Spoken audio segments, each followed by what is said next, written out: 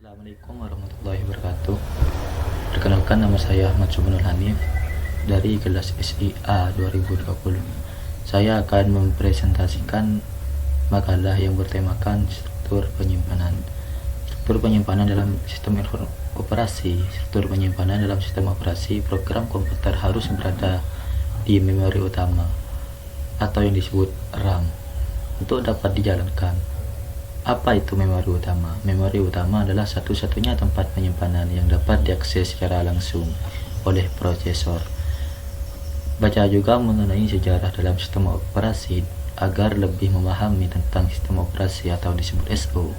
Di sini idealnya program dan data secara keseluruhan dapat disimpan dalam memori utama secara permanen.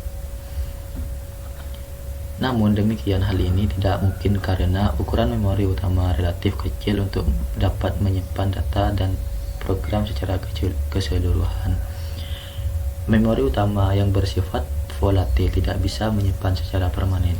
Jadi, memori yang bersifat volatil itu tidak bisa menyimpan secara permanen. Apabila komputer dimatikan, maka data yang tersimpan di memori utama akan hilang. Memori utama. Hanya memori utama dan register merupakan tempat penyimpanan yang dapat diakses secara langsung oleh prosesor. Oleh karena itu, instruksi dan data yang akan dieksekusi harus disimpan di memori utama atau register.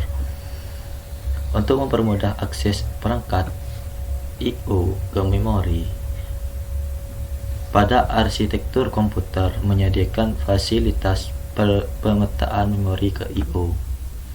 Dalam hal ini, sejumlah alamat di memori dipetakan dengan device register.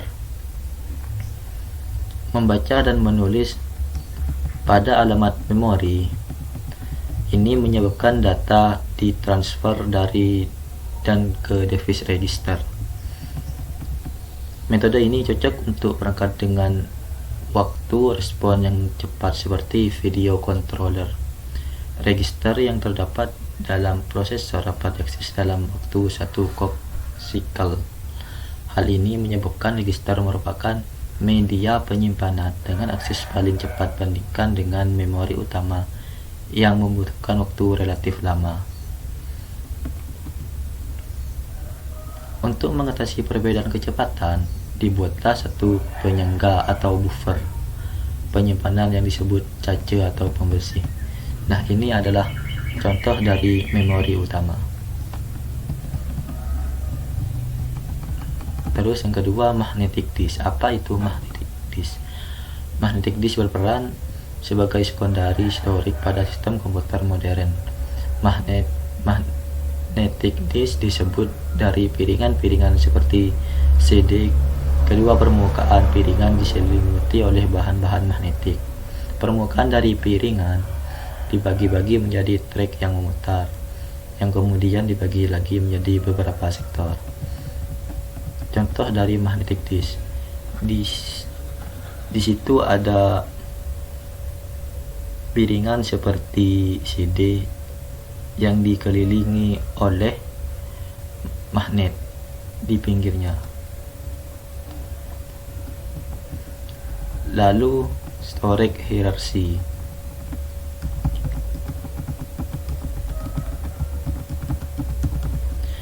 Dalam storage hierarchy struktur, data yang sama bisa tampil dalam level berbeda dari sistem penyimpanan. Sebagai contoh, integer A berlokasi pada kelas B yang ditambahkan 1. Dengan asumsi bekas B, kelas B terletak pada magnetic disk.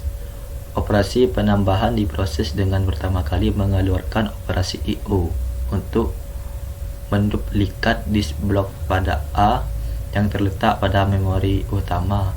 Operasi ini diikuti dengan kemungkinan penduplikatan A ke dalam cache atau pembersih dan penduplikatan A ke dalam internal register, sehingga penduplikatan A terjadi di beberapa tempat.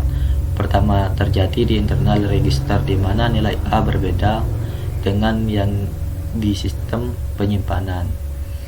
dan nilai di A akan kembali sama ketika nilai baru ditulis ulang ke magnetic disk.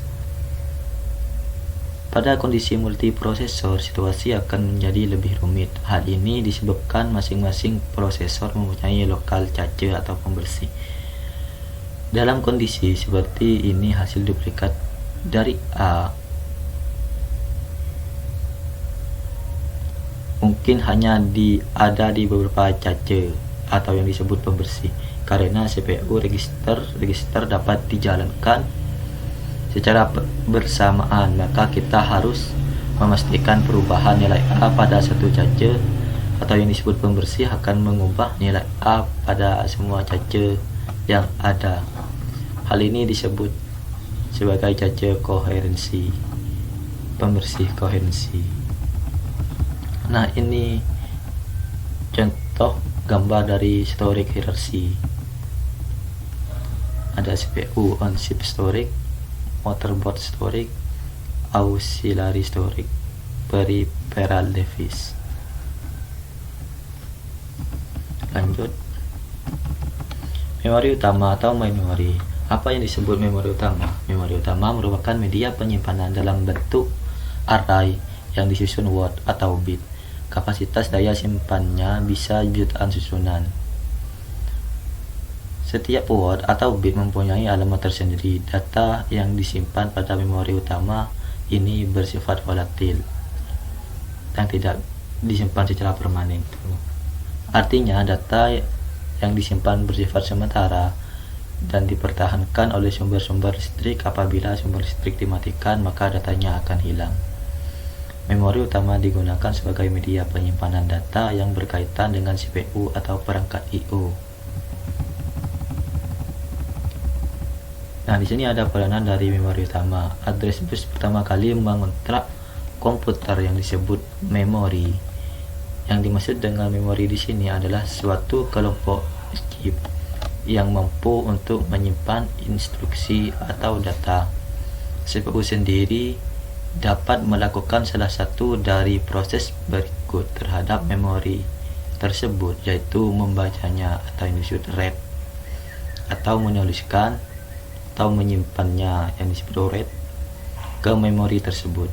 Memori ini diistilahkan juga sebagai memori utama.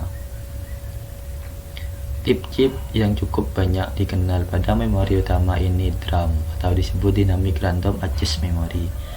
Kapasitas atau daya tampung dari satu chip ini bermacam-macam, tergantung kapan dan pada komputer pada DRAM tersebut digunakan. Memori dapat dibayangkan sebagai suatu ruang kerja bagi komputer, dan memori juga menentukan terhadap ukuran dan jumlah program yang biasa juga jumlah data yang biasa diproses. Memori terkadang disebut sebagai primary storage, primary memory, main storage, main memory, internal memory. Ada beberapa macam tipe dari memori komputer, yaitu random access memory yang disebut RAM, read only memory yang disebut ROM, CMOS memory, dan yang terakhir virtual memory.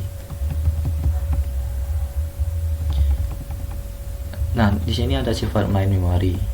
Memori berfungsi menyimpan sistem aplikasi, sistem pengendalian, dan data yang sedang beroperasi atau diolah. Semakin besar kapasitas memori akan meningkatkan kemampuan komputer tersebut. Memori diukur dengan KB atau MB. Random access memory atau yang disebut RAM merupakan bagian memori yang bisa digunakan oleh para pemakai untuk menyimpan program dan data. Kebanyakan dari RAM disebut sebagai barang yang volatil. Artinya adalah jika hanya listrik dicabut dari komputer dan komputer tersebut akan mati, maka semua konten yang ada di dalam RAM akan segera hilang secara permanen. Karena RAM bersifat temporer dan volatil, maka orang menciptakan suatu media penyimpanan lain yang sifatnya permanen. Ini biasanya disebut sebagai secondary storage. Secondary storage bersifat tahan lama dan juga tidak volatil. Ini berarti semua data atau program yang tersimpan di dalamnya bisa tetap ada walaupun daya atau listrik dimatikan. Di sini ada beberapa contoh dari secondary storage. Ini misalnya adalah magnetic tape, hard disk, magnetic disk, dan juga optical disk. Nah, di sini ada jenis-jenis RAM. Berdasarkan cara kerjanya, dynamic RAM atau DRAM, fast peak mode DRAM atau FPM DRAM, extended data output DRAM atau window DRAM, synchronous DRAM, rambus DRAM, double data rate SDRAM. Nah, dan untuk video RAM atau VRAM, Windows RAM atau WRAM, synchronous graphic RAM, dan